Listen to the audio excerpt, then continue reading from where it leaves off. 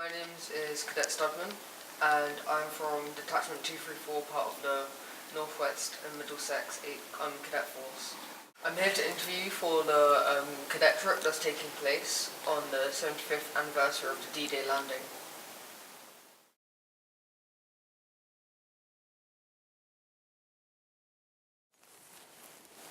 "19-year-olds. That was in February, and that was in June. Was June, July, August. Yeah.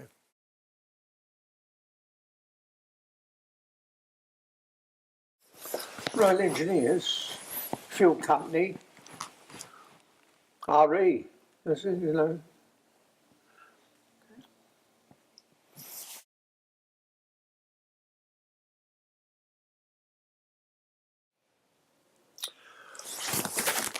Gross training.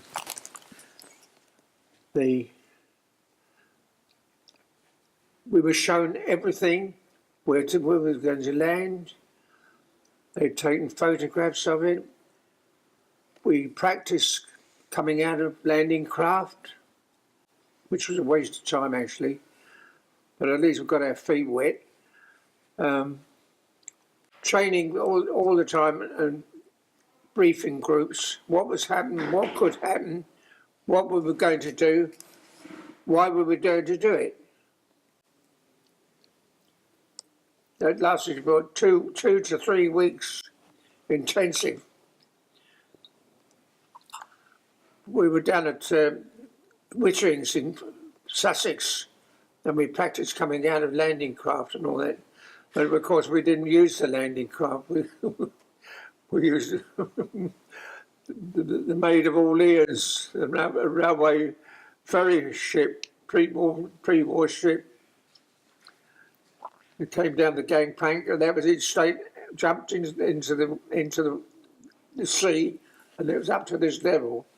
We had 21-pound packs of electricity, of explosives, I should say.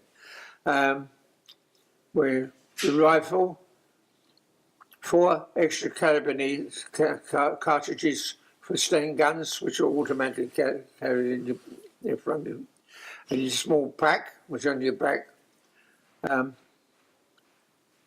with the explosives in it, and the explosives were used to blow up the Rommel's asparagus, 1 pound charges, which we made up in the UK, incidentally, which gave us violent headaches and no aspirin or aspirins to relieve of pain.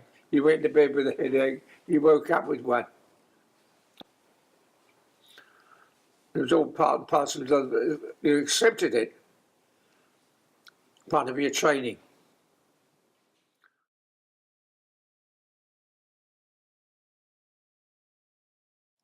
At 8 AM, I landed on Sword Beach,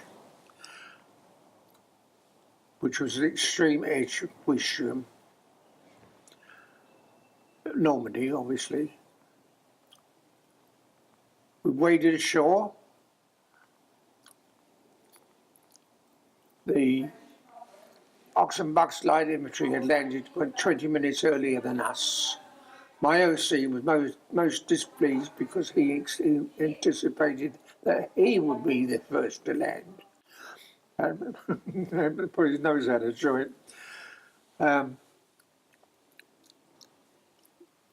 There was some defensive from a hotel in the far distance, about half a mile away, which the Ox and Bucks were taking into consideration. And I was given the task of clearing a pathway from the edge of the beach to the road about 500 yards.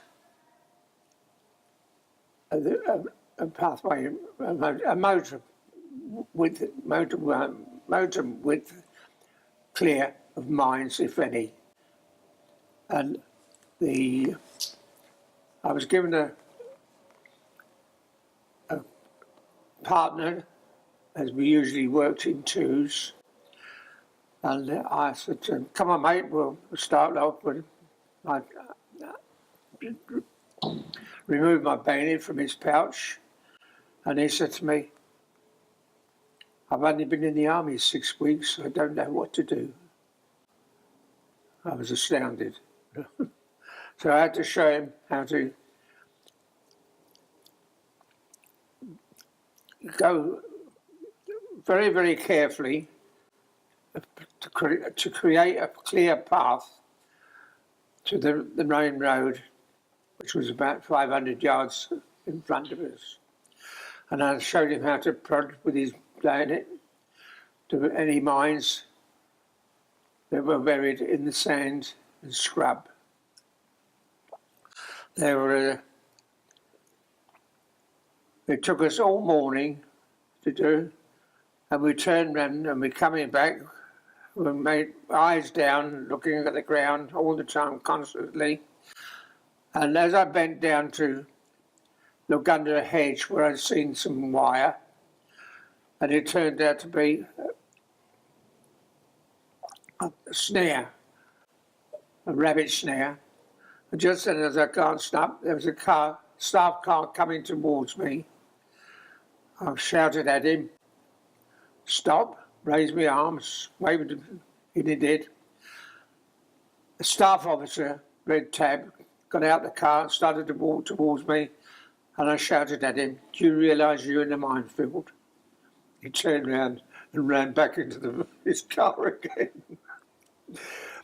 Anyway, the wiring was just a snare.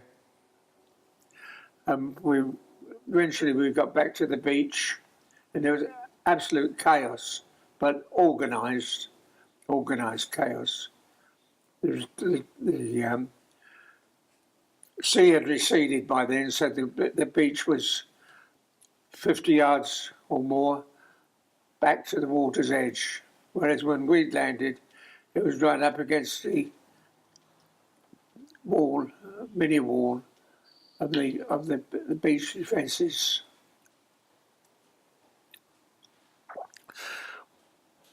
I was then given a tin of bully beef, which I had, and then we were told that we were going to advance to the next purpose job, which was to prepare an airfield for the gliders to land.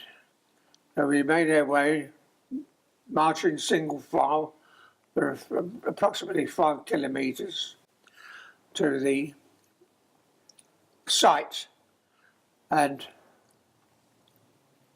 we were carrying 20 pounds of explosives each in 1 pound packs, which we'd brought with us from the UK. And the idea was you put down a charge at the base of a telegraph pole, which had been nicknamed as Rommel's asparagus. He pulled the pin out and kept walking, and he walked onto the next pole and carried on like that. And as we were advancing across the fields, there was another shouting going on, and we realised that the gliders were coming in. And this is where they got the nickname Flying Coffins. We finished up by clearing the asparagus, and we bedded down for the night, and we relieved the 6th Airborne at Pegasus Bridge the following morning and removed their explosives, and just to be on the safe side, we put ours in its place just in case we retired. Our next job was to go down to a bridging site, which was about 100 yards upstream, and we started to build the first Bailey Bridge in France. We were bombed, shelled, shot at, sniped at, but we completed the job. It took us 2 days. We repaired over the next 2 weeks two bridges across the canal and one across the river, which were running parallel. Our bridge was named the London Bridge.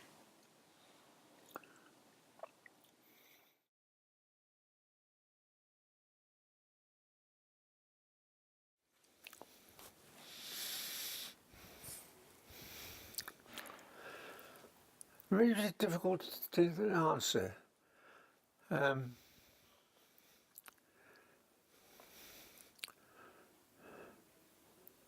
Be glad it wasn't you.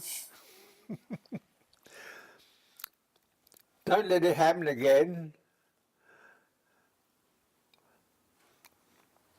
I wouldn't recommend it to anybody.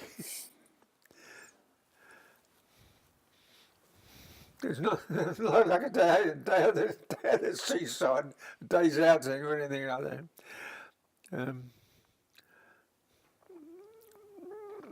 No, it must never happen again. That sums it up. Yeah.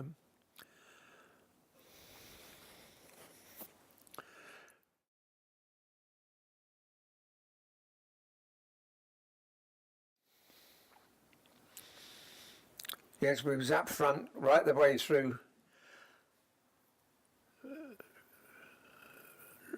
to Hanover, Hamburg. The war ended when I was in Hamburg, and it was our OC's.